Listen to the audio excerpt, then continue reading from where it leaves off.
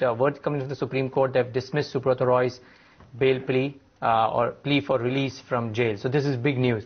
And we're already getting the footage as well of Subrata Roy being taken away. But this is essentially a big blow for Subrata Roy. Remember, they've been going back to and fro with regards to the bail amounts and how they would essentially give the bail and provide for the bail amount. But now we're getting this fresh update that the bail plea of Subrata Roy has been rejected. It's a terrible blow for the head honcho of the Sahara Group. Okay. Sriram, I think, joins in with a quick update.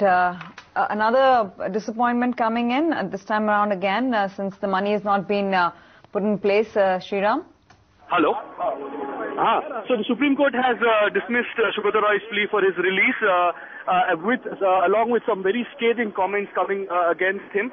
The Supreme Court observed that more than 81 days have been spent in hearing this case, hundreds of hours wasted, and these are some observations coming in from the highest court of the land against Subrata Roy.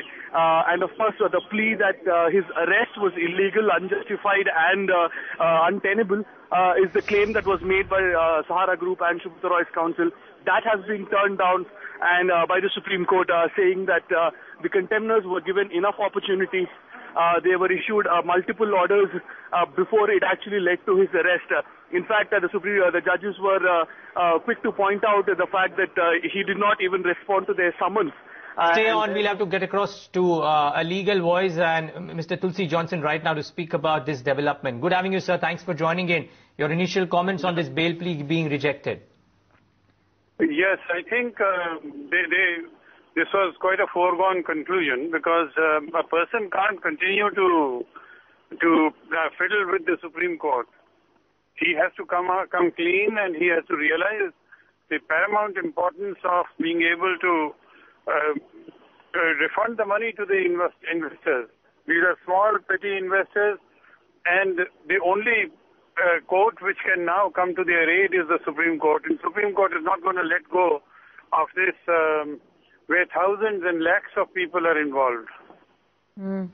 Of course, in its earlier order, the Apex Court had also stated that it was willing to, defreeze the bank accounts of Sahara, to raise the money, to sell properties to the tune of 10,000 crores. But it doesn't seem like they have been able to fulfill the request laid out by the SC. What happens now? I mean, can they make another plea for bail, or this just goes on? Well, this will have to go on till he's able to inspire confidence and win over the trust of the court. The court feels that he is still playing games with them.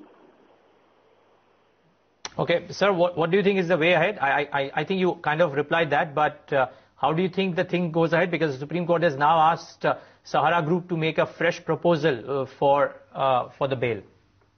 Yeah, that's right. They can make a better proposal, and the Supreme Court needs to be convinced that the money will be restored to the small-time investors in particular.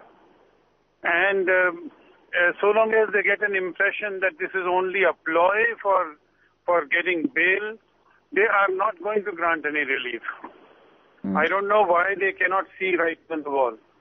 But do you think that condition of, putting in 10,000 crores, 5,000 in bank guarantee, 5,000 crores in cash, you think it could ease on that, or the Supreme Court will pretty much stand its ground?